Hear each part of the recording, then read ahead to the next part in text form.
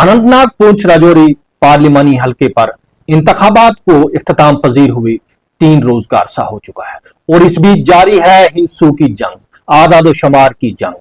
तरह तरह से आदादोशुमार जमा करके अपने अपने महबूब रहनुमा को फतह याब किया जा रहा है और हर जगह बहस तमहीज जारी है, डिबेट चल रहा है।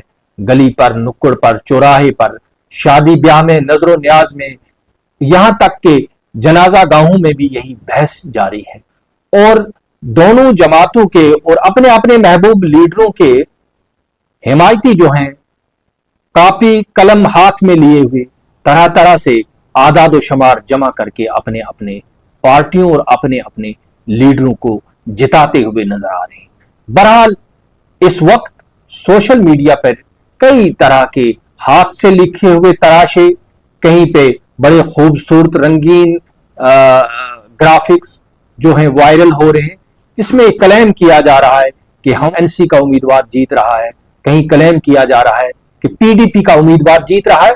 लेकिन इन तराशों में, इन ग्राफिक्स में जो बात मुश्तरक है वो ये है कि दोनों उम्मीदवारों का ये मानना है कि उनका उम्मीदवार 20-30 हजार की लीड से जीतेगा। यानी कोई भी शख्स, मैंने जो कम से कम जो मेरी निगाहों से गुजरे हैं, कोई 1,00,000, 1.5 लाख, 2 लाख की लीड का जो है वो दावा नहीं कर रहा है। The loyalist and the supporters of both the candidates are in agreement on several things.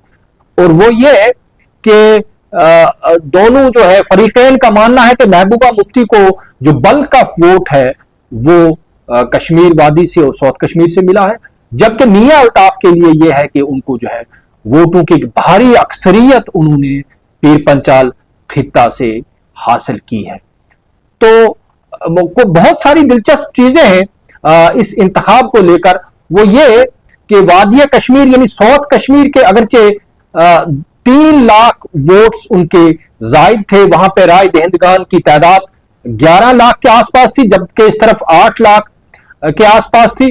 और लेकिन राय दहिंदगान ने, जिन्होंने अपनी राय का इजहार किया है, पीर पंचाल के इस तरफ इस जोर से और इस इतनी ब्रिस्क जो वोटिंग हुई है, इन्होंने उसको ओवरटेक कर दिया। यानी कश्मीर की टोटल वोटिंग को अगर आप देखें कि यानी मैंने जैसे पहले कहा वहां के 11 लाख अगरचे वोट हैं कश्मीर की तरफ, तो वहां पे 4 लाख और 65 हजार टोटल लोगों ने अपनी राय दही का इजहार किया, यानी वोट डाले।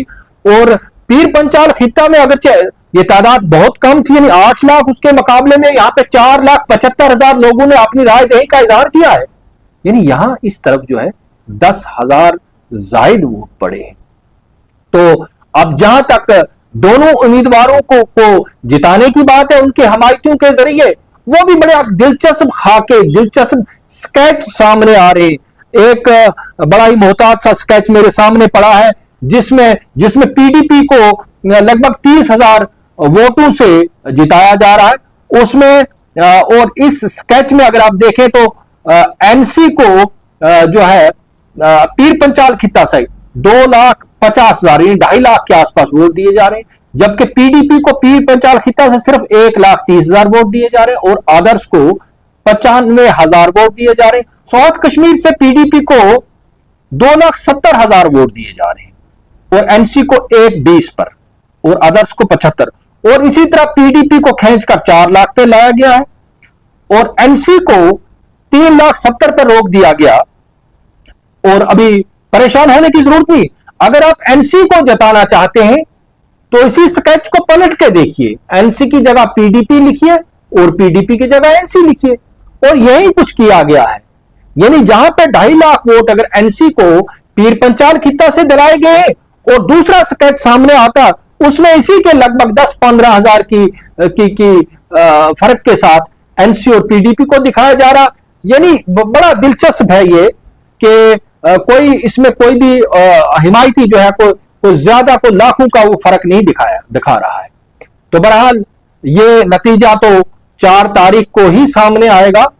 और जो सबसे बड़ा दिलचस्प पहलू और भी बहुत सारे हैं इस पोलिंग के, कि इस पीर पंचाल के इस तरफ जो ब्रिस्क वोटिंग हुई है, जिस तादाद में लोगों ने अपनी राय दही का इजहार किया है, उससे भी जो है नेशनल कॉन्फ्रेंस बड़ी कंफर्टेबल फील कर रही है, अगरचे उसमें काफी सारे वोट जो है वो बल्ले ने भी ले लिए हैं। मिसाल के तौर पर अगर देखा जाए तो साउथ कश्मीर से सबसे ज्यादा जो शरह रही है वोट्स की वो पहलगाम कॉन्स्टिट्यूंसी में 56% रही।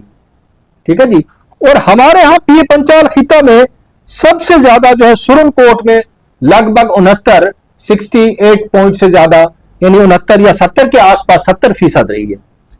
और साउथ कश्मीर में कम से कम जो है पोलिंग की शरह जो है वो 32% रही है कुलगाम में, 32%। अब देखिए हमारे यहां सबसे कम शरह, यानी अगर देखा जाए 32 दूने 64, यानी डबल से भी ज्यादा जो कम है वो 66% नौशहरा में, 66% राय दहिंदगान में नौशहरा की कॉन्स्टिट्यूंसी में अपनी राय दही का इजहार किया है। ये कितना बड़ा फर्क है, कहां 32 और कहां 65 और कहां ये सारा। तो इस हिसाब से देखा जाए तो अगरचे पहले की बनिस्बत अब की बार साउथ कश्मीर से या पूरी वादी में लोगों ने अच्छी खासी तादाद में अपनी राय दही का इजहार किया, लेकिन फिर भी पीर पंचाल खिता इससे कहीं आगे। और एक खास बात इस मौके पर मैं कहना चाहता हूं कि इसमें नेशनल कॉन्फ्रेंस की पार्टी या एक आम पॉलिटिकल वर्कर ने, मुझे लगता कि वो इतना बड़ा फैक्टर नहीं रहा। अकीदतमंदी सबसे बड़ा फैक्टर था। अगर आप देखें, अगर आप इसको डीपली एनालाइज करें कि उन इलाकों में ज्यादा वोट्स डाले गए, ज्यादा टर्नआउट हुआ है जहां पे मियां अल्ताफ अहमद के अकीदतमंदों की अच्छी खासी तादाद थी, यानी वहां पे 70% से क्रॉस हो गया है। 70%, जी हां, क्योंकि एग्रीगेट जब किया जाए 2-3% ऊपर नीचे होता है। उन मखसूस मोहल्लों में, उन इलाकों में, उन गांवों में, उन देहातों में जहां मियां अल्ताफ के अकीदतमंद रहते थे, वहां 70% से भी कहीं 72 हुआ है। ये एग्रीगेट करके तो वो बाद में 65 या 67 या 70 के आसपास आया है।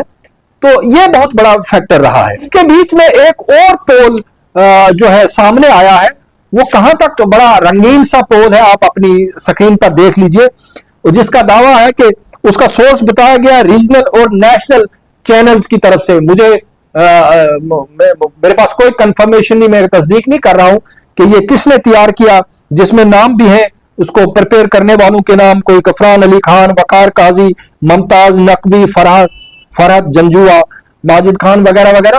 तो ये भी एक तरह से, हालांकि इसमें बहुत सारी डिस्क्रिपेंसीज मैंने देखी है, लेकिन फिर भी अगर देखा जाए तो इसमें भी पीडीपी को चंद हजार वोटों का एज दिया गया है।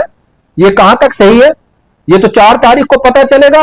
और देखा जाए तो ये जो मैंने कहा कि दोनों जमातों के लॉयलिस्ट और दोनों जमातों के सपोर्टर्स, मुझे लगता है इस बात पर कम से कम they are in agreement on several things. उनमें से एक ही है कि ये बड़ी कांटे की टक्कर है, इसमें क्या होना है। और वैसे भी पोलस्टर्स जो हैं वो भारत की सतह पर भी कई बार पोल्स जो है वो ये यहां तक कि एग्जिट पोल, ये तो एक ओपिनियन है, एग्जिट पोल्स भी गलत साबित हुए। आपने देखा होगा कि भारत का एक बहुत बड़ा पोलस्टर जिसको प्रशांत किशोर कहते हैं, और वो अभी हाल ही में करण थापर के साथ किए जाने वाले एक इंटरव्यू में बड़ा उसको एम्बेरसमेंट का सामना करना पड़ा, क्योंकि वो भारतीय जनता पार्टी को 350 से ज्यादा सीटें दिलवा रहा था, जिसपे करण थापर ने उसको जस्टिफाई करने के लिए कहा बार बार, और उसी की दलाइल में उसको घेरा, और वो बड़ा बाद में बड़ा वो इन ए बैड टेस्ट वो इंटरव्यू खत्म हुआ। इसी तरह योगेंद्र यादव है, ये बहुत लोग हैं। तो ये पोल्स भी हमेशा सही साबित नहीं होते, लेकिन इस सारे अनंतनाग, पुंछ, राजौरी पार्लिमानी हलके में अगर किसी जमात ने मेरे ख्याल से कुछ हासिल किया है तो वो है भाई साहब अपनी पार्टी, जिसका कोई दूर दूर तक नामो निशान नहीं थे। रातों रात, क्योंकि उसको भी ये पोलस्टर कहीं 1.5 लाख, कहीं 1.25 लाख, बहरहाल 1 लाख के आसपास जो है वो वोट्स दे रहे हैं। और रातों रात किस तरीके से भारतीय जनता पार्टी के कंधों पर सवार होकर इस पार्टी ने अगर लाख के लगभग या 1.25 लाख के लगभग वोट हासिल कर लिए, तो मेरे ख्याल से उनके लिए यह खबर निहायत ही इत्मीनान बख्श है।